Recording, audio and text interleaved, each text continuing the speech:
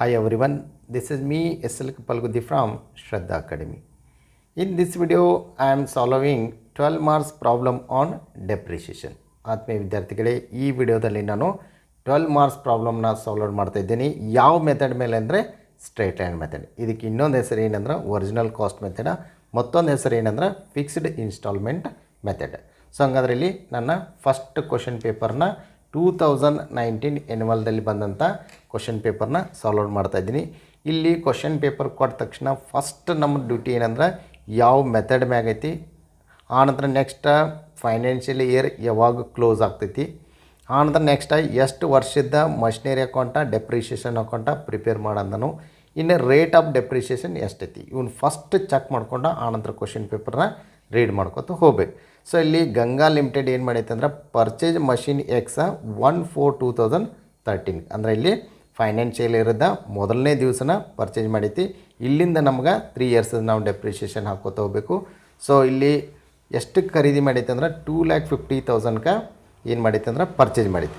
And spent ಅಂದ್ರೆ ಖರ್ಚು ಮಾಡೈತಿ 50,000 ಆನ್ ಇಟ್ಸ್ ಇರೆಕ್ಷನ್ ಅಂದ್ರೆ ಅದನ್ನು ತಯಾರಿಸೋಕೆ ಅದನ್ನು ರೆಡಿ ಮಾಡಿ ಫೈನಲ್ ಮಾಡೋಕ್ಕೆ ಎಷ್ಟು ಮಾಡೈತೆ ಅಂದ್ರೆ 50,000.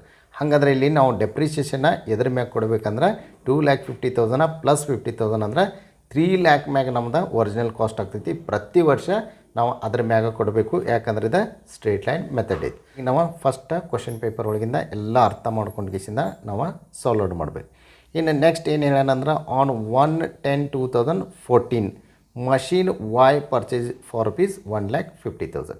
ಸೊ ಹಂಗಾರೆ ಇಲ್ಲಿ ಡೇಟ್ ಆಫ್ ಪರ್ಚೇಸ್ ಏನೈತೆ ಅಂದ್ರೆ 1/10/2014 ಐತೆ, ಅಂದರೆ ನೆಕ್ಸ್ಟ್ ಫೈನಾನ್ಷಿಯಲ್ ಇಯರ್. ಯಾಕಂದ್ರೆ ಇಲ್ಲಿ 31 ಮಾರ್ಚ್ 2014 ಮುಗೀತು. ಇದು 1/10 ಐತೆ ಅಂದ್ರೆ ನೆಕ್ಸ್ಟ್ ಫೈನಾನ್ಷಿಯಲ್ ಇಯರ್ ಒಳಗೆ ವೈ ಮಷಿನ್ ಖರೀದಿ ಮಾಡ್ಯಾನು. ಇನ್ನು ನೆಕ್ಸ್ಟ್ 30/9/2015 ಇದು ಯಾವಾಗ ಸ್ಟಾರ್ಟ್ ಆಗಿರ್ತೈತೆ ಅಂದ್ರೆ 1/4/2015ಗೆ ಸ್ಟಾರ್ಟ್ ಆಗಿ 31 ಮಾರ್ಚ್ 2016ಗೆ ಮುಗೀತಿರ್ತೈತಿ. ಅಂದ್ರೆ ಅದರ ನೆಕ್ಸ್ಟ್ ಇಯರ್ ಏನು ಮಾಡ್ಯಾನ ಅಂತಂದ್ರೆ ನಾವು ಮಷಿನ್ ಎಕ್ಸನ್ನ ಸೋಲ್ಡ್ ಮಾಡ್ಯಾನು 2 ಲ್ಯಾಕ್.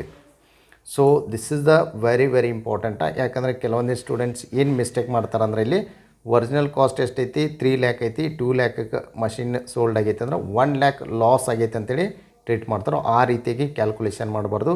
ಇಲ್ಲಿ ಲಾಸ ಮತ್ತು ಪ್ರಾಫಿಟನ್ನು ಯಾವ ರೀತಿಯಾಗಿ ನಾವು ಕ್ಯಾಲ್ಕುಲೇಷನ್ ಮಾಡಬೇಕಂದ್ರೆ ನಾವು ಒರಿಜಿನಲ್ ಕಾಸ್ಟಿಗೆ ಎಷ್ಟು ಖರೀದಿ ಮಾಡಿದೆವು ಅದರೊಳಗೆ ಡೆಪ್ರಿಷಿಯೇಷನ್ ಎಷ್ಟಾಗೈತಿ ಅದನ್ನು ಮೈನಸ್ ಮಾಡಿದ ನಂತರ ಏನು ಉಳಿತೈತಿ ಅದ್ರ ವ್ಯಾಲ್ಯೂ, ಅದ್ರ ಮ್ಯಾಗ ನಾವು ಎಷ್ಟಕ್ಕೆ ನಾವು ಸೇಲ್ ಮಾಡಿದ ಅನ್ನೋದು that is very important. So ಅದನ್ನು ನಾನು ವರ್ಕಿಂಗ್ ನೋಟ್ ಕೂಡ ಹಾಕಿ ತೋರಿಸ್ತೇನೆ. ಇನ್ನು ನೆಕ್ಸ್ಟ್ ಡೆಪ್ರಿಷಿಯೇಷನ್ ಆಫ್ ಚಾರ್ಜ್ 10% ಐತಿ ಆನ್ ಸ್ಟ್ರೇಟ್ ಲೈನ್ ಮೆಥಡ್ ಐತಿ. ಸೊ ಹಂಗಾರಲ್ಲಿ ನಾವು ಒರಿಜಿನಲ್ ಕಾಸ್ಟ್ ಮೆಥಡ್ ಮ್ಯಾಗ ಬಿಡಿಸ್ಬೇಕು. ಇನ್ನು ಅಕೌಂಟ್ಸ್ ಆರ್ ಕ್ಲೋಸ್ಡ್ 31 ಮಾರ್ಚ್ ಒಳಗೆ ಕ್ಲೋಸ್ ಆಗ್ತಾವೆ ಪ್ರತಿ ವರ್ಷ. ಶೋದ ಮಷಿನ್ ಅಕೌಂಟ್ ಪ್ರಿಪೇರ್ ಮಾಡೋದನ್ನು ಡೆಪ್ರಿಷಿಯೇಷನ್ ಅಕೌಂಟ್ ಪ್ರಿಪೇರ್ ಮಾಡೋದು ಅಂದರೆ ಇದಕ್ಕೆ 8 ಮಾರ್ಕ್ಸ್ ಇರುತ್ತೆ, ಇದಕ್ಕೆ 4 ಮಾರ್ಕ್ಸ್. ಇನ್ನು ಟೋಟಲಿ 12 ಮಾರ್ಕ್ಸಿಗೆ ಈ ಪ್ರಾಬ್ಲಮ್ನ ಕೇಳಿದ್ದಾನೆ. ಸೊ ಹಂಗಾರೆ ಈ ಪ್ರಾಬ್ಲಮ್ ಯಾವ ರೀತಿಯಾಗಿ ಬಿಡಿಸೋದು ಅನ್ನೋದನ್ನು ನೋಡೋಣ. ಫಸ್ಟ್ ನಾವಿಲ್ಲಿ ಮಷಿನರಿ ಅಕೌಂಟನ್ನು ಪ್ರಿಪೇರ್ ಮಾಡಬೇಕು. ಇದು ಅಸೆಟ್ ಅಕೌಂಟ. ಇನ್ನು ಡೆಬಿಟಾ ಕ್ರೆಡಿಟಾ ಬರೀಬೇಕು. ಅದೇ ಥರ ಡೇಟ್ ಕಾಲಮ ಪರ್ಟಿಕ್ಯುಲರ್ಸ ಜೆಯಪ್ಪ ಅಮೌಂಟ್ ಕಾಲಮ ಬರೀಬೇಕು. ಕ್ರೆಡಿಟ್ ಸೈಡ್ ಕೂಡ ಡೇಟಾ ಪರ್ಟಿಕ್ಯುಲರ್ಸ ಜೆಯಪ್ಪ ಅಮೌಂಟ್ ಕಾಲಮ್ನ ಬರಿಬೇಕು. ಇನ್ನು ಕ್ವಶನ್ ಪೇಪರ್ ಒಳಗೆ ಏನು ಮಾಡ್ಯಾನಂದ್ರೆ ಮಷಿನ್ ಎಕ್ಸನ್ನು ಪರ್ಚೇಸ್ ಮಾಡ್ಯಾನು 1/4/2013ಕ್ಕೆ 2,50,000 ಅದರದ ಕಾಸ್ಟ್ ಐತಿ, ಪ್ಲಸ್ ಅದಕ್ಕೆ 50,000 ಅದನ್ನು ಇರೆಕ್ಷನ್ ಮಾಡಿದ್ದಾನೆ. ಸೊ ನಾವು ಪರ್ಚೇಸ್ ಮಾಡಿದಂದ್ರೆ ಇಲ್ಲಿ ಜರ್ನಲ್ ಎಂಟ್ರಿ ಏನಾಗ್ತೈತೆ ಅಂದ್ರೆ ಮಷಿನ್ ಅಕೌಂಟ ಡೆಬಿಟ್ ಆಗ್ತೈತಿ, ಬ್ಯಾಂಕ್ ಅಕೌಂಟ ಕ್ರೆಡಿಟ್ ಆಗ್ತೈತಿ. ಸೊ ಹಂಗಾರೆ ಇಲ್ಲಿ ನಾವು ಫಸ್ಟ್ ಡೆಬಿಟ್ ತೊಗೋಬೇಕು 1/4/2013ಕ್ಕೆ. ಫಸ್ಟ್ ಇಲ್ಲಿ 2,50,000 ಐತಿ, ಪ್ಲಸ್ ಅದಕ್ಕೆ ಇರೆಕ್ಷನ್ 50 ಅಂದ್ರೆ ಟೋಟಲ 3 ಲ್ಯಾಕ್ ಆಯ್ತು. ಸೊ ಮಷಿನ್ ಎಕ್ಸ್ದ ವ್ಯಾಲ್ಯೂ 3 ಲ್ಯಾಕ್ ಆಯ್ತು. ಈ ವರ್ಷ ಈ ಫೈನಾನ್ಷಿಯಲ್ ಇಯರ್ ಕ್ಲೋಸ್ ಯಾವಾಗ ಆಗ್ತೈತೆ ಅಂದ್ರೆ 31 ಮಾರ್ಚ್ 2014. ಇಲ್ಲಿಂದ ಇಲ್ಲಿ ಮಟ್ಟ ಮತ್ತು ಯಾವುದಾರ ಹೊಸ ಮಷಿನ್ ಖರೀದಿ ಆಗ್ಯಾವನ್ನ ಚೆಕ್ ಮಾಡಬೇಕು, ಅಥವಾ ಸೇಲ್ ಆಗೈತೆ ಅಂತ ಚೆಕ್ ಮಾಡಬೇಕು, ಎಲ್ಲನೂ ಚೆಕ್ ಮಾಡ್ಕೊತ ಬರಬೇಕು. ಈ ಫೈನಾನ್ಷಿಯಲ್ ಇಯರ್ ಯಾವುದೂ ಟ್ರಾನ್ಸಾಕ್ಷನ್ ಆಗಿಲ್ಲ, ಅದಕ್ಕಾಗಿ ನಾವು ಇಲ್ಲಿ 31 ಮಾರ್ಚ್ 2014ಕ್ಕೆ ಡೆಪ್ರಿಷಿಯೇಷನ್ ಹಾಕೋದು. ಸೊ 3 ಲ್ಯಾಕ್ ಮ್ಯಾಗ 10%. ಇನ್ನು ಹೋಲ್ ಇಯರ್ದು ಕೊಡಬೇಕು, ಯಾಕಂದರೆ ಇಲ್ಲಿ 1 ಏಪ್ರಿಲ್ಗೆ ಪರ್ಚೇಸ್ ಆಗೈತೆ, ಅದು ಅಕ್ಟೋಬರ್ದಾಗಿತ್ತು ಅಂದ್ರೆ 6 ಮಂತ್ ಅಷ್ಟೇ ಇಲ್ಲಿ ಏನಾಗ್ತಿತ್ತು ಡೆಪ್ರಿಷಿಯೇಷನ್ ಆಗ್ತಿತ್ತು. ಸೊ ಹಂಗಾರೆ 3 ಲ್ಯಾಕ್ ಮ್ಯಾಗ 10% ಅಂದ್ರೆ 30,000 ಆಯ್ತು. ಇನ್ನು ಫಸ್ಟ್ ಫೈನಾನ್ಷಿಯಲ್ ಇಯರ್ ನಾವು ಕ್ಲೋಸ್ ಮಾಡಬೇಕು. ಡೆಬಿಟ್ ಸೈಡ್ 3 ಲ್ಯಾಕ್ ಐತಿ, ಸೇಮ್ ಕ್ರೆಡಿಟ್ ಸೈಡ್ ಇರಬೇಕು. ಈ 3 ಲ್ಯಾಕ್ ಒಳಗೆ 30,000 ಡೆಪ್ರಿಷಿಯೇಷನ್ ಮಾಡ್ರೆ 2,70,000 ಏನಾತಂದ್ರೆ ಇಲ್ಲಿ ಬ್ಯಾಲೆನ್ಸ ಕ್ಯಾರಿ ಡೌನ್ ಆಯ್ತು. ನೆಕ್ಸ್ಟ್ ಫೈನಾನ್ಷಿಯಲ್ ಇಯರ್ ಇಲ್ಲಿ 1/4/2014 ಸ್ಟಾರ್ಟ್ ಆಗ್ತೈತಿ. ಸೊ ಅಲ್ಲಿ ಏನು ಕ್ಲೋಸಿಂಗ್ ಬ್ಯಾಲೆನ್ಸ್ ಬಂದೈತಲ್ಲ ಅದನ್ನ ಇಲ್ಲಿ ಓಪನಿಂಗ್ ಬ್ಯಾಲೆನ್ಸ್ ಇರಬೇಕು. 2 ಬ್ಯಾಲೆನ್ಸ್ ಬ್ರಾಡ್ ಡೌನ್ ಅಂತೇಳಿ 2,70,000. ಸೊ ಇನ್ನು ಈ ಫೈನಾನ್ಷಿಯಲ್ ಇಯರ್ ಕ್ಲೋಸ್ ಯಾವಾಗ ಆಗೋದು ಅಂದ್ರೆ 31st ಮಾರ್ಚ್ 2015ಕ್ಕೆ ಕ್ಲೋಸ್ ಆಗೋದು. ಬಟ್ ಇಲ್ಲಿ ನಾವು ಏನು ಚೆಕ್ ಮಾಡಬೇಕು ಅಂದ್ರೆ ಕ್ವಶನ್ ಪೇಪರ್ ಒಳಗೆ ಯಾವ್ದಾರ ಹೊಸ ಮಷೀನ ಖರೀದಿ ಆಗೈತೆನ ಪರ್ಚೇಸ್ ಆಗೈತೆ ಅಂತ ಚೆಕ್ ಮಾಡ್ಕೋಬೇಕು. ಇಲ್ಲಿ 1/10/2014ಕ್ಕೆ ಮಷೀನ್ ವಾಯ ಪರ್ಚೇಸ್ ಆಗೈತಿ 1,50,000. ಯಾಕಂದರೆ ಇದು ಯಾವ ಫೈನಾನ್ಷಿಯಲ್ ಒಳಗೆ ಬರ್ತೈತೆ ಅಂದ್ರೆ 1/4/2014 31st ಮಾರ್ಚ್ 2015 ಮಟ್ಟ. ಸೊ ಹಂಗಾರೆ ಸೆಕೆಂಡ್ ಫೈನಾನ್ಷಿಯಲ್ ಇಯರ್ ಒಳಗೆ ಪರ್ಚೇಸ್ ಆಗೈತಿ. ಈಗ ನಾವು ಯಾವ ರೀತಿಯಾಗಿ ಫಸ್ಟ್ ಮಷಿನ್ದು ನಾವು ಪರ್ಚೇಸ್ ಮಾಡಿದ್ದು ಅದೇ ಥರ ಸೆಕೆಂಡ್ ಮಷಿನ್ದು ಎಂಟ್ರಿ ಕೊಡಬೇಕು. ಇಲ್ಲಿ ಟು ಬ್ಯಾಂಕ್ ಅಕೌಂಟ್ ಅಂತೇಳಿ 1,50,000. ಸೊ ಈ ಫೈನಾನ್ಷಿಯಲ್ ಇಯರ್ ಒಳಗೆ ಓನ್ಲಿ ಪರ್ಚೇಸ್ ಅಷ್ಟೈತಿ, ಯಾವುದೇ ಮಷಿನ ಸೇಲ್ ಆಗಿಲ್ಲ. ಸೊ ಹಂಗಾದ್ರೆ ಇಲ್ಲಿ ನಾವು 31st ಮಾರ್ಚ್ 2015ಕ್ಕೆ ಡೆಪ್ರಿಷಿಯೇಷನ್ ಕೊಡಬೇಕು. ಫಸ್ಟ್ ನಾವು ಎಕ್ಸ್ ಮಷಿನ್ದು ಕೊಡಬೇಕು. ಎಷ್ಟಂದ್ರೆ 30,000. 30,000 ಯಾಕೆ ಕೊಡಬೇಕಂದ್ರೆ this is a straight line method. Straight line method ಯಾವತ್ತು ಒರಿಜಿನಲ್ ಕಾಸ್ಟ್ ಏನು ಪರ್ಚೇಸ್ ಕಾಸ್ಟ್ ಇರ್ತೈತೆ ಅದ್ರ ಮ್ಯಾಗನ ಸೇಮ್ ಇಯರ್ನು ಡೆಪ್ರಿಷಿಯೇಷನ್ ಕೊಡಬೇಕು. ಅದೇ ಡಿಮಿನಿಷಿಂಗ್ ಬ್ಯಾಲೆನ್ಸ್ ಮೆಥಡ್ ಇತ್ತು, WDV ಮ್ಯಾಗ ಇತ್ತಂದ್ರೆ ಓಪನಿಂಗ್ ಬ್ಯಾಲೆನ್ಸ್ ಮ್ಯಾಗ ಕೊಟ್ಕೋತ ಹೋಗ್ಬೇಕು. ಸೊ ಇನ್ನು ನೆಕ್ಸ್ಟ್ ಮಷಿನ್ನ 1,50,000ಕ್ಕೆ ಪರ್ಚೇಸ್ ಆಗೈತಿ. ಸೊ ಇದು ಯಾವಾಗ ಆಗೈತೆ ಅಂದ್ರೆ ಮಿಡಲ್ ಆಫ್ ದ ಇಯರ್ ಒಳಗೆ ಆಗೈತಿ, ಅಂದ್ರೆ ಅಕ್ಟೋಬರ್ದಾಗ ಆಗೈತಿ. ಸೊ ಅಕ್ಟೋಬರ್ದಿಂದ ನೆಕ್ಸ್ಟ್ ಇಯರ್ ಮಾರ್ಚ್ ಮಟ್ಟ ಅಂದ್ರೆ ಎಷ್ಟು ತಿಂಗಳಾಗ್ತಾವೆ ಚೆಕ್ ಮಾಡಬೇಕಿಲ್ಲಿ. ಅಕ್ಟೋಬರ್, ನವಂಬರ್, ಡಿಸೆಂಬರ್, ಜನವರಿ, ಫೆಬ್ರವರಿ, ಮಾರ್ಚ್ ಅಂದ್ರೆ 6 ಮಂತ್ ಆಗ್ತಾವೆ. ಇಲ್ಲಿ 6 ಮಂತದಷ್ಟೇ ಡೆಪ್ರಿಷಿಯೇಷನ್ ಕೊಡಬೇಕು ಮಷಿನ್ ವೈಡ್, ಅಂದರೆ ಇಲ್ಲಿ 7,500 ಬರ್ತೈತಿ. ಸೊ ಹಂಗಾರೆ ಇಲ್ಲಿ ಸೆಕೆಂಡ್ ಇಯರ್ದ ಫೈನಾನ್ಷಿಯಲ್ ಇಯರ್ ಕ್ಲೋಸ್ ಮಾಡ್ದೆ. ಡೆಬಿಟ್ ಸೈಡ ಎರಡು ಮಷಿನ್ ಕೂಡಿ 4,20,000 ಆಗ್ತೈತಿ. 4,20,000 ಒಳಗೆ ಎರಡು ಮಷಿನ್ದ ಡೆಪ್ರಿಷಿಯೇಷನ್ ಲೆಸ್ ಮಾಡಿದ್ದು ಅಂದ್ರೆ ಇಲ್ಲಿ 3,82,500 ಬರ್ತೈತಿ. This is a closing balance. So ಅದನ್ನು ನಾವು 31st ಮಾರ್ಚ್ 2015ಕ್ಕೆ ಬೈ ಬ್ಯಾಲೆನ್ಸ್ ಕ್ಯಾರಿ ಡೌನ್ ಅಂತೇಳಿ 3,82,500 ಇಡಬೇಕು. ಇನ್ನು next year financial year 1/4/2015 start ಆಗ್ತೈತಿ. ಸೊ ಇಲ್ಲಿ ಟು ಬ್ಯಾಲೆನ್ಸ್ ಬ್ರಾಟ್ ಡೌನ್ ಅಂತೇಳಿ 3,82,500 ಬರಿಬೇಕು. ಇಲ್ಲಿ ಎಕ್ಸ್ ಮತ್ತು ವಾಯ್ದು ಮಷಿನ್ ಎರಡು ಕೂಡಿಸಿ ಓಪನಿಂಗ್ ಬ್ಯಾಲೆನ್ಸ್ ಬರ್ತೈತಿ. ಸೊ ಇನ್ನು ನೆಕ್ಸ್ಟ್ ವೆರಿ ಇಂಪಾರ್ಟೆಂಟ್ ಅಂದ್ರೆ ಈ ಮೂರನೇ ಫೈನಾನ್ಷಿಯಲ್ ಇಯರ್ ಒಳಗೆ ಮತ್ತು ಏನಾರು ಟ್ರಾನ್ಸಾಕ್ಷನ್ ಅದಾವ ಚೆಕ್ ಮಾಡಬೇಕು. ಇಲ್ಲಿ ಏನಾಗೈತೆ ಅಂದ್ರೆ ಆನ್ 30th 9 2015ಕ್ಕೆ ಮಷಿನ್ ಎಕ್ಸ್ ಸೋಲ್ಡ್ ಆಗೈತಿ. ಏನು ಮಷಿನ್ ಎಕ್ಸ್ ನಾವು ಪರ್ಚೇಸ್ ಮಾಡಿದ್ದು 1/4ಕ್ಕೆ ಅದು 30th 9 ಅಂದರೆ 2.5 ವರ್ಷ ಬಿಟ್ಟು ನಂತರ ಅದು ಸೋಲ್ಡ್ ಆಗೈತಿ 2 lakh. ಸೊ ಹಂಗಾರೆ ಫಸ್ಟ್ ನಾವು ಇಲ್ಲಿ ಏನು ಮಾಡ್ಬೇಕಂತಂದ್ರೆ ಮಷಿನ್ ಸೋಲ್ಡ್ ಆದಾಗ ಮಷಿನ್ ಯಾವ ಸೋಲ್ಡ್ ಆಗಿರ್ತಿರಲ್ಲ ಅದನ್ನು ಕಂಪ್ಲೀಟ್ಲಿ ಅಂದ್ರೆ ಅದ್ರದ್ದು ಸೇಲ್ ವ್ಯಾಲ್ಯೂ ಆಯ್ತು, ಅದರದ ಡೆಪ್ರಿಷಿಯೇಷನ್ ಆಯ್ತು, ಅದ್ರ ಪ್ರಾಫಿಟ್ ಬಂದೈತು, ಲಾಸ್ ಬಂದೈತು, ಫಸ್ಟ್ ಅದನ್ನು ನಾವು ಕ್ಯಾಲ್ಕುಲೇಷನ್ ಮಾಡಿ ಆನಂತರ ನೆಕ್ಸ್ಟ್ ನಾವು ಈ ಲೆಜರ್ನ ಕ್ಲೋಸ್ ಮಾಡಬೇಕು. ಸೊ ಹಂಗಾದ್ರೆ ಇಲ್ಲಿ ಫಸ್ಟ್ ನಾವು ಸೇಲ್ ಆಗೈತಿ ಎಷ್ಟನೇ ತಾರೀಕು ಅಂದ್ರೆ 30th 9 2015ಕ್ಕೆ ಮಷಿನ್ ಎಕ್ಸ. ಸೊ ಫಸ್ಟ್ ಇಲ್ಲಿ ನಾವು ಡೆಪ್ರಿಷಿಯೇಷನ್ ಕೊಡೋದು. ಸೊ ಡೆಪ್ರಿಷಿಯೇಷನ್ ಎಷ್ಟು ಕೊಡೋದು ಅಂದ್ರೆ ಇಲ್ಲಿ 6 ಮಂತದ್ದು ಅಷ್ಟೇ ಕೊಡೋದು. ಯಾಕಂದರೆ ಇಲ್ಲಿ 1/4/2015 30th 9ಕ್ಕೆ ಸೋಲ್ಡ್ ಆಗೈತಿ. As on the date of sold ಮಟ್ಟ ಏನಾಗಿರ್ತಿತ್ತಲ್ಲ ಅಷ್ಟನ್ನು ಡೆಪ್ರಿಷಿಯೇಷನ್ ಕೊಡ್ದೆ ಇಲ್ಲಿ 15,000 ಬರ್ತೈತಿ. ಇನ್ನು ನೆಕ್ಸ್ಟ್ ವೆರಿ ಇಂಪಾರ್ಟೆಂಟ್ ಏನಪ್ಪ ಅಂತಂದ್ರೆ working note. So working note ಎದ್ರಪ್ಪ ಅಂತಂದ್ರೆ ಪ್ರಾಫಿಟ್ ಆಗೈತೋ ಲಾಸ್ ಆಗೈತೋ ಇಲ್ಲಿ ಚೆಕ್ ಮಾಡಬೇಕು. ಸೊ ಪ್ರಾಫಿಟ್ ಆಗಿತ್ತು ಡೆಬಿಟ್ ಕೊಡಬೇಕು, ಲಾಸ್ ಆಗಿತ್ತು ಕ್ರೆಡಿಟ್ ಕೊಡಬೇಕು. ಸೊ ಹಂಗಂದ್ರೆ ಇಲ್ಲಿ ಫಸ್ಟ್ ನಾವು ಪ್ರಾಫಿಟ್ ಲಾಸನ್ನು ಫೈಂಡ್ ಔಟ್ ಮಾಡಬೇಕು. So working note profit or loss on sale of machine X.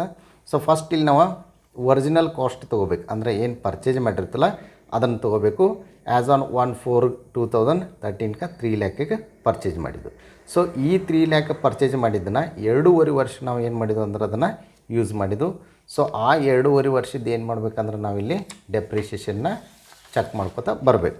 So ಅದನ್ನು ನಾವಿಲ್ಲಿ ಲೆಸ್ ಮಾಡಬೇಕು. ಫಸ್ಟ್ ಇಯರ್ ಎಷ್ಟು ಐತೆ ಅಂದ್ರೆ 30,000 ಐತಿ. ಇಲ್ಲಿ ನಾವು ಈಗಾಗಲೇ ಮಷಿನರಿ ಅಕೌಂಟ್ ಒಳಗೆ ಫಸ್ಟ್ ಇಯರ 30,000 ಹಾಕಿದ್ದು, ಸೆಕೆಂಡ್ ಇಯರ್ 30,000 ಹಾಕಿದ್ದು, ಥರ್ಡ್ ಇಯರ 15,000 ಹಾಕಿದ್ದು. ಸೊ ಈ 3 ಇಯರ್ದ ಡೆಪ್ರಿಷಿಯೇಷನ್ಗಳನ್ನ ಮೈನಸ್ ಮಾಡಬೇಕು. ಟೋಟಲ್ 75,000 ಆಯ್ತು. 3 lakh ಒಳಗೆ 75,000 ಲೆಸ್ ಮಾಡಿದ್ದು ಅಂತಂದ್ರೆ 2,25,000 ಉಳಿತು. That is called A book value as on the date of sale. ಅಂದ್ರೆ 3 ಲಕ್ಷಕ್ಕೆ ಖರೀದಿ ಮಾಡಿದ್ದ ಮಷಿನ 2.5 ವರ್ಷ ಆದ ನಂತರ ಅದ್ರ ವ್ಯಾಲ್ಯೂ ಎಷ್ಟು ಉಳಿತು ಅಂದ್ರೆ 2,25,000 ಉಳಿತು. ಈ 2,25,000ಕ್ಕಿಂತ ಹೆಚ್ಚಿಲ್ಲೇ ಮಾರಿದಂದ್ರೆ 2,30,000ಗೋ 35ಗೋ 50ಗೆ ಮಾರಿದಂದ್ರೆ ಪ್ರಾಫಿಟ, ಇದಕ್ಕಿಂತ ಕಡಿಮೆ ಮಾಡಿದಂದ್ರೆ ಲಾಸ್. ಹಾಗಾದ್ರೆ ಇಲ್ಲಿ ಕ್ವಶನ್ ಪೇಪರ್ ಒಳಗೆ ಸೇಲ್ ವ್ಯಾಲ್ಯೂ ಎಷ್ಟು ಕೊಟ್ಟಾನಂದ್ರೆ ಇಲ್ಲಿ ಮಷಿನ್ದ 2 lakh ಕೊಟ್ಟಾನ. ಸೊ ಹಂಗಾದ್ರೆ ನಾವು ಈ 2,25,000 ಒರಿಜಿನಲ್ ಕಾಸ್ಟ್ ಇತ್ತು. ಇನ್ನು 2 lakh ಏನು ಮಾಡಿದ್ವು ಅಂತಂದ್ರೆ ಸೇಲ್ ವ್ಯಾಲ್ಯೂನ ಮೈನಸ್ ಮಾಡಿದ್ವು ಅಂತಂದ್ರೆ ಇಲ್ಲಿ 25,000 ಏನು ಬರ್ತಂದ್ರೆ ಇಲ್ಲಿ ಲಾಸ್ ಬಂತು. ಸೊ ಇದನ್ನು ನಾವು ಕೇರ್ಫುಲ್ಲಾಗಿ ಎಕ್ಸಾಮ್ದಾಗ ಏನು ಮಾಡ್ಬೇಕಂದ್ರೆ ಕ್ಯಾಲ್ಕುಲೇಷನ್ ಮಾಡಬೇಕು. ಫಸ್ಟ್ ಒರಿಜಿನಲ್ ಕಾಸ್ಟ್ ತೊಗೋಬೇಕು, ನೆಕ್ಸ್ಟ್ ಇಲ್ಲಿ ಡೆಪ್ರಿಷಿಯೇಷನ್ ಮಾಡಬೇಕು. ಸ್ಟ್ರೇಟ್ ಲೈನ್ ಇತ್ತು ಸೇಮ್ ಬಂದಿರ್ತೈತಿ. WDV ಇತ್ತು ಅಂದ್ರೆ ಇದ್ರ ಒಳಗೆ ಏನು ಮೈನಸ್ ಮಾಡಿರ್ತೋ ಅದ್ರ ಮ್ಯಾಗಿಂದ ಬಂದಿರ್ತೈತಿ. Total depreciation as on the date of sale ಮಟ್ಟ ಅದ್ರ ಟೋಟಲ್ ಡೆಪ್ರಿಷಿಯೇಷನ್ ಮೈನಸ್ ಮಾಡ್ದೆ. ಇದ್ರಗಿಂತ ಹೆಚ್ಚು ಮಾಡಿತ್ತು ಪ್ರಾಫಿಟ, ಕಡಿಮೆ ಮಾರಿತ್ತು ಅಂದ್ರೆ ಲಾಸ್. ಈ ರೀತಿಯಾಗಿ ನಾವು ಲಾಸ್ ಮತ್ತು ಪ್ರಾಫಿಟನ್ನ ಕ್ಯಾಲ್ಕುಲೇಷನ್ ಮಾಡಬೇಕು. ಇನ್ನು ಮಷಿನರಿ ಅಕೌಂಟ್ ಒಳಗೆ ಏನು ಮಾಡ್ಕೊತ ಹೋಗ್ಬೇಕಂದ್ರೆ ಇಲ್ಲಿ ಫಸ್ಟ್ ಡೆಪ್ರಿಷಿಯೇಷನ್ ಹಾಕಬೇಕು 15,000. ಇನ್ನು ನೆಕ್ಸ್ಟ್ ಸೇಲ್ ಮಾಡಿದ್ದು 2 ಲ್ಯಾಕ್ಗೆ 2 ಲ್ಯಾಕ್ ಕ್ರೆಡಿಟ್ ತೋರಿಸ್ಬೇಕು. ಯಾಕಂದ್ರೆ ಬ್ಯಾಂಕ್ ಅಕೌಂಟ್ ಡೆಬಿಟ್ ಆಗಿ ಮಷಿನ್ ಅಕೌಂಟ್ ಕ್ರೆಡಿಟ್ ಆಗಿರ್ತೈತಿ. ಇನ್ನು ಲಾಸ್ ಆಗೈತೆ ಅಂದ್ರೆ P&L ಅಕೌಂಟ್ ಡೆಬಿಟ್ ಆಗಿ ಮಷಿನ್ ಅಕೌಂಟ್ ಕ್ರೆಡಿಟ್ ಆಗಿರ್ತೈತಿ. ಅದೇ ಪ್ರಾಫಿಟ್ ಬಂದಿತ್ತು ಅಂದ್ರೆ ನಾವು ಡೆಬಿಟ್ ಸೈಡ ತೊಗೋಬೇಕು. ಇಲ್ಲಿ ಲಾಸ್ ಆಗೈತೆ ಅನ್ನೋದ್ರೆ ಕ್ರೆಡಿಟ್ ಸೈಡ್ ತೊಗೋಬೇಕು. ಇಲ್ಲಿಗೆ ಏನಾಗ್ತಂದ್ರೆ ಫಸ್ಟ್ ಮಷಿನ್ದು ಏನಾಗ್ತಂದ್ರೆ ಕಂಪ್ಲೀಟ್ಲಿ ಆ ಲೆಜ್ಜರ 0 ಆಗಿರ್ತೈತಿ. ಇನ್ನು ಉಳಿತು ಯಾವುದಂತಂದ್ರೆ ಮಷಿನ್ ವಾಯ್ದು ಉಳಿದೈತಿ. ಸೊ ಮಷಿನ್ ವಾಯ್ ಇದ್ರೊಳಗೆ ಉಳಿದೈತಿ ಎಷ್ಟು 1.5 ಲಕ್ಷ ರೂಪಾಯ್ದು ಐತಿ. ಈಗಾಗಲೇ 1.5 ಲಕ್ಷ ರೂಪಾಯ್ದು ಒರಿಜಿನಲ್ ಕಾಸ್ಟ್ ಐತಿ. ಅದು ಡೆಪ್ರಿಷಿಯೇಷನ್ ಆಗಿ ಅದರದ ವ್ಯಾಲ್ಯೂ ಎಲ್ಲಿ ಬಂದಿರ್ತೈತಿ ಅಂದ್ರೆ ಇಲ್ಲಿ ಓಪನಿಂಗ್ ಬ್ಯಾಲೆನ್ಸ್ ಒಳಗೆ ಬಂದಿರ್ತೈತಿ. ಸೊ ಅದರ ಡೆಪ್ರಿಷಿಯೇಷನ್ ಎಷ್ಟು ಕೊಡೋದಂದ್ರೆ 15,000 ಕೊಡೋದು. ಯಾಕೆ 15,000 ಕೊಡೋದು ಅಂತಂದ್ರೆ ಒರಿಜಿನಲ್ ಕಾಸ್ಟ್ ಮತ್ತು ಮೆಥಡ್ ಐತಿ. ಸೊ ಫಸ್ಟ್ ಏನು ನಾವು ಖರೀದಿ ಮಾಡಿದ್ದು ಪರ್ಚೇಸ್ ಮಾಡಿದ್ದು ಅಷ್ಟರ ಮ್ಯಾಗನ 10% ಎವ್ರಿ ಇಯರ್ ಕೊಡಬೇಕು. ಸೊ ಈ ವರ್ಷಕ್ಕೆ ಕೂಡ 31 ಮಾರ್ಚ್ 2000 ಕಂಪ್ಲೀಟ್ಲಿ 1 ಇಯರ್ ಎಲ್ಲ ಯೂಸ್ ಆಗೈತಿ 15,000 ಕೊಡೋದು. ಸೊ ಇಲ್ಲಿಗೆ ನಾವು ಏನು ಮಾಡ್ಬೇಕಂದ್ರೆ ಕಂಪ್ಲೀಟ್ಲಿ ಈ ಲೆಜರ್ನ ಕ್ಲೋಸ್ ಮಾಡಬೇಕು. ಯಾಕಂದ್ರೆ ಕ್ವಶನ್ ಪೇಪರ್ ಒಳಗೆ 3 ಇಯರ್ಸ್ ದಟ್ಟ ಏನು ಮಾಡಿದಾನಂದ್ರೆ ಡೆಪ್ರಿಷಿಯೇಷನ್ ಹಾಕೊಂಡನು. ಸೊ ಫಸ್ಟ್ ಇಯರ್ ಹಾಕಿದ್ದು, ಸೆಕೆಂಡ್ ಇಯರ್ ಹಾಕಿದ್ದು, ಫೈನಲಿ 3 ಇಯರ್ಸದ್ದು ಹಾಕಿದ್ದು. ಸೊ ಇನ್ನು ಟೋಟಲ್ ಡೆಬಿಟ್ ಸೈಡ್ ಹೆಚ್ಚಾಗ್ತೈತಿ. ಸೊ ಕ್ರೆಡಿಟ್ ಸೈಡನ್ನು ಅಷ್ಟೇ ಇಟ್ಟ ಏನು ಮಷಿನ್ ಎಕ್ಸದ ಡೆಪ್ರಿಷಿಯೇಷನ್ ಆದರೆ ಸೇಲ್ ವ್ಯಾಲ್ಯೂ ಲಾಸ್ ಆನಂತರ ಮಷಿನ್ ವಾಯ್ದ ಡೆಪ್ರಿಷಿಯೇಷನ್ ಮೈನಸ್ ಮಾಡಿದಂದ್ರೆ 1,27,500 ಬರ್ತೈತಿ. ಈ 1,27,500 ಕರೆಕ್ಟ್ ಆಯಿತು ಇಲ್ಲ ಅಂತೇಳಿ ನಾವು ಕ್ರಾಸ್ ಚೆಕ್ ಮಾಡ್ಕೋಬೇಕು. ಯಾಕಂದ್ರೆ ಇಲ್ಲಿ ನಾವು ಏನು ಉಳಿದೈತೆ ಅಂದ್ರೆ ಮಷಿನ್ ವಾಯ್ದು ಅಷ್ಟು ವ್ಯಾಲ್ಯೂ ಉಳಿದಿರ್ತೈತಿ. ಸೊ ಮಷಿನ್ ವಾಯ್ದು ಯಾವ ರೀತಿಯಾಗಿ ನಾವು ಕ್ರಾಸ್ ಚೆಕ್ ಮಾಡೋದಂದ್ರೆ ಅದನ್ನು ಖರೀದಿ ಮಾಡಿದ್ದು 1,50,000. ಫಸ್ಟ್ ಇಯರ್ ಡೆಪ್ರಿಷಿಯೇಷನ್ ಕೊಟ್ಟಾಗ 7,500 ಅದರ ಎಷ್ಟು ಉಳಿತು 1,42,500 ಉಳಿತು.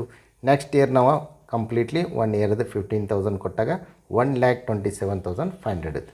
ಇದು ಕರೆಕ್ಟ್ ಐತೆ ಅಂತಂದ್ರೆ ಇಲ್ಲೂ ಕೂಡ ಆನ್ಸರ್ ನಮ್ದು ಕರೆಕ್ಟ್ ಇರಬೇಕು. ಸೊ ಈ ರೀತಿಯಾಗಿ ಕ್ರಾಸ್ ಚೆಕ್ ಮಾಡ್ಕೊಂಡು ನಾವು ಮಷಿನರಿ ಅಕೌಂಟನ್ನ ಕ್ಲೋಸ್ ಮಾಡಬೇಕು. ಇನ್ನು ನೆಕ್ಸ್ಟ್ ನಾವು ಡೆಪ್ರಿಷಿಯೇಷನ್ ಅಕೌಂಟನ್ನ ಪ್ರಿಪೇರ್ ಮಾಡಬೇಕು. ಇನ್ನು ನೆಕ್ಸ್ಟ್ 4 ಮಾರ್ಕ್ಸಿಗೆ ನಾವು ಡೆಪ್ರಿಷಿಯೇಷನ್ ಅಕೌಂಟನ್ನು ಪ್ರಿಪೇರ್ ಮಾಡಬೇಕು. ಈ ಡೆಪ್ರಿಷಿಯೇಷನ್ ಅಕೌಂಟನ್ನ ಇಲ್ಲಿ ಡೆಬಿಟ್ ಕ್ರೆಡಿಟ್ ಬರೀಬೇಕು. ಡೇಟ್ ಕಾಲಮ ಪರ್ಟಿಕ್ಯುಲರ್ಸ JF ಅಮೌಂಟ್ ಕಾಲಮ, ಅದೇ ಥರ ಡೇಟಾ ಪರ್ಟಿಕ್ಯುಲರ್ಸ JF ಅಮೌಂಟ್ ಕಾಲಮ ಬರೀಬೇಕು ಬೋತ್ ಸೈಡ್.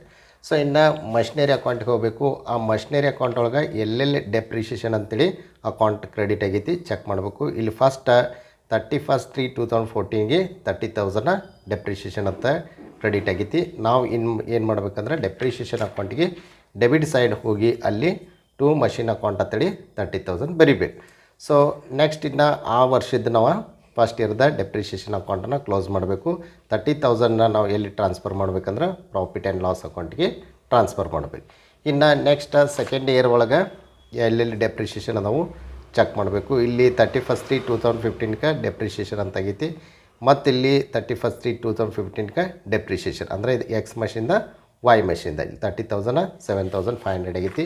ಸೇಮ್ ಅಮೌಂಟನ್ನು ನೆಕ್ಸ್ಟ್ ಇಯರ್ ಒಳಗೂ ನಾವು ಇಲ್ಲಿ ಮಷಿನ್ X ಅಕೌಂಟ ಮತ್ತು ಟು ಮಷಿನ್ Y ಅಕೌಂಟ್ ಅಂತೇಳಿ 31/3/2015ಗೆ ತೋರಿಸ್ಬೇಕು. ಟೋಟಲ್ 37,000 ಆಗ್ತೈತಿ. ಆ 37,000ನ ಪ್ರಾಫಿಟ್ ಆ್ಯಂಡ್ ಲಾಸ್ ಅಕೌಂಟಿಗೆ ಟ್ರಾನ್ಸ್ಫರ್ ಮಾಡಬೇಕು. ಇನ್ನು ಲಾಸ್ಟ್ ಥರ್ಡ್ ಇಯರ್ ಒಳಗೆ ಇಲ್ಲಿ 30th 9ಗೆ ಆಗೈತಿ ಡೆಪ್ರಿಷಿಯೇಷನ್ ಅಂತೇಳಿ 15,000. ಇನ್ನು ಲಾಸ್ಟ್ 31st 3ಗೆ 2016ಗೆ ಮಷಿನ್ ವಾಯ್ದು ಡೆಪ್ರಿಷಿಯೇಷನ್ ಆಗೈತಿ 15,000. ಸೊ ನಾವಿಲ್ಲಿ ಏನು ಮಾಡ್ಬೇಕಂದ್ರೆ ಲಾಸ್ಟ್ ಇಯರ್ ಒಳಗೆ ಫಸ್ಟ್ ಇಲ್ಲಿ 30th 9/2015ದ ತೊಗೋಬೇಕು ಮಷಿನ್ ಎಕ್ಸದ. ಇನ್ನು 31st ಮಾರ್ಚ್ 2016ದ ಮಷಿನ್ ವಾಯ್ದು ಡೆಪ್ರಿಷಿಯೇಷನ್ ತೊಗೋಬೇಕು. ಟೋಟಲ್ 30,000 ಆಯ್ತು. 30,000 ಏನು ಮಾಡ್ಬೇಕಂದ್ರೆ ನಾವು P&L ಅಕೌಂಟಿಗೆ ಟ್ರಾನ್ಸ್ಫರ್ ಮಾಡಿ ಈ ರೀತಿಯಾಗಿ ಈಸಿಯಾಗಿ ನಾವು ಡೆಪ್ರಿಷಿಯೇಷನ್ ಅಕೌಂಟನ್ನು ಪ್ರಿಪೇರ್ ಮಾಡಬೇಕು. ಸೊ ಇದಕ್ಕೆ ಟೋಟಲಿ 4 ಮಾರ್ಕ್ಸ್ ಅಲಾಟ್ ಮಾಡಿರ್ತಾನೆ. ಇದರಿಂದ ಆತ್ಮೀಯ ವಿದ್ಯಾರ್ಥಿಗಳೇ ಇದು ವೆರಿ ಡೆಡ್ ಈಸಿ ಇರುವಂಥ ಪ್ರಾಬ್ಲಮ. ಸೊ ಇಲ್ಲಿ ವೆರಿ ಇಂಪಾರ್ಟೆಂಟ್ ಏನಪ್ಪ ಅಂದ್ರೆ ಮಷಿನರಿ ಅಕೌಂಟ್ ಒಳಗೆ ನಾವು ಕ್ಲಿಯರಾಗಿ ಕ್ಯಾಲ್ಕುಲೇಷನ್ ಮಾಡಬೇಕು. ಇಲ್ಲಿ ಫಸ್ಟ್ ನಾವು ಯಾವ ಮಷಿನ ಯಾವ ಡೇಟಿಗೆ ಖರೀದಿ ಆಗೈತಿ, ಆ ನಂತರ ಅದರದ ಡೆಪ್ರಿಷಿಯೇಷನ್ ಎಷ್ಟಾಗ್ತೈತಿ, ಮತ್ತು ಯಾವ ಮಷಿನ ಯಾವಾಗ ಸೇಲ್ ಆಗೈತಿ ಅನ್ನೋದು ಕೂಡ ಭಾಳ ಇಂಪಾರ್ಟೆಂಟ್ ಆಗೈತಿ. ಮತ್ತು ಸೇಲ್ ಆದ ಮಷಿನ್ದ ಕರೆಕ್ಟಾಗಿ ನಾವು ಡೆಪ್ರಿಷಿಯೇಷನ್ ಕರೆಕ್ಟಾಗಿ ಅದರ ಪ್ರಾಫಿಟ್ ಆ್ಯಂಡ್ ಲಾಸ್ ಅಕೌಂಟ ಕಂಡುಹಿಡಿದಂದ್ರೆ ಈಸಿಯಾಗಿ ನಾವು ಇದನ್ನು ಸಾಲ್ವ್ ಮಾಡ್ಬೋದು. ಆದ್ದರಿಂದ ಈ ಪ್ರಾಬ್ಲಮ್ಸ ಬರೀ ನಾವು ಪಿ ಯು ಸಿ ಫಸ್ಟ್ ಇಯರ್ಗಷ್ಟೇ ಬರ್ತೈತೆ ಅಂತ ನಾವು ಇದನ್ನು ಪ್ರಿಪೇರ್ ಆಗಬಾರ್ದು. ಇನ್ ಫ್ಯೂಚರ್ ಒಳಗೆ ಬರುವಂಥ ಪ್ರೊಫೆಷ್ನಲ್ ಕೋರ್ಸ್ ಒಳಗೂ ಈ ಚಾಪ್ಟರ್ ಕವರ್ ಆಗೈತಿ. ಸೊ ಆದ್ದರಿಂದ ಆತ್ಮೀಯ ವಿದ್ಯಾರ್ಥಿಗಳೇ, ಈ ಚಾಪ್ಟರ್ನ ಹೆಚ್ಚಿಗೆ ಓದ್ಕೋಬೇಕು. ನಾಳೆ ನೀವು ಕಂಪ್ನಿ ಒಳಗೂ ಕೂಡ ನಾವು ಅಲ್ಲಿ ಡೆಪ್ರಿಷಿಯೇಷನ್ ಚಾರ್ಟ್ನ ಪ್ರಿಪೇರ್ ಮಾಡಿ ಕೊಡಬೇಕಾಗಿರ್ತೈತಿ. ಅದಕ್ಕಾಗಿ ಈ ಚಾಪ್ಟರ್ನ ಕರೆಕ್ಟಾಗಿ ಓದಿ ತಿಳ್ಕೊ. ಸೊ ಹಂಗಾರೆ ನೆಕ್ಸ್ಟ್ ವಿಡಿಯೋನ ನಾನು ಇದೇ ಸ್ಟ್ರೇಟ್ ಲೈನ್ ಮೆಥಡ್ ಮ್ಯಾಗ ಮತ್ತೊಂದು ಪ್ರಾಬ್ಲಮ್ ನಾನು ಸಾಲ್ವ್ ಮಾಡ್ತೀನಿ. ಸೊ ಅಲ್ಲಿವರೆಗೂ take care, bye bye, thank you.